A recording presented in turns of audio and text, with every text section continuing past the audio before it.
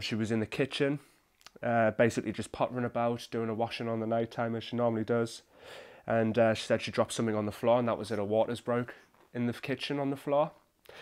We then went to hospital. She was there for a good, I would say, 2, maybe 3 hours. They were doing like observations on her to check to see if she was all right.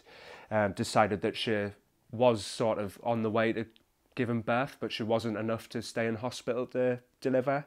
So they sent her away and said, well, look, come back tomorrow afternoon about 4 o'clock, and if she still hasn't sort of shown any signs of coming, then we'll start her off. So we came back home. It was about 12:30, 1 o'clock in the morning.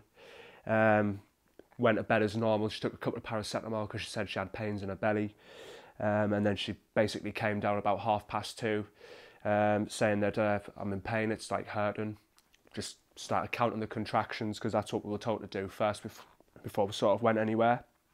Got her about, I would say, 3:45 in the morning. She decided the baby was coming, so we had to ring a taxi. We were waiting for her mum to come round to watch the other little baby because she was asleep upstairs above us. And basically, in the time it took for her mum to walk around the corner to us, it went from we're getting a taxi to I'm ringing an ambulance. So I rang the ambulance. They said it was going to be 18 minutes for it to arrive here. I actually delivered her in 16 minutes. I was on the phone to the woman from the ambulance service. I had this hand in the cast all the way up to my thumb there, so I couldn't really do much with that. It was useless.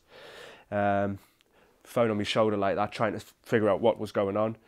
And then, like I say, they were like, oh, can you see her head? And I was like, well, yeah, I can actually. She went, how much of the head can you see? I went, well, I can see up to her shoulders. She went, well, get ready.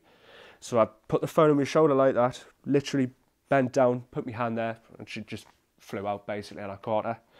And like I say, it was just all with one hand really. And then I was then trying to sort of get her sorted out, and, you know, covered in, there was blood everywhere. She was literally sitting on this settee here, blood everywhere. I was still running around with a phone on my arm trying to figure out what to do. Got myself some tea towels, got her wrapped up, and then the door went and it was the ambulance guy.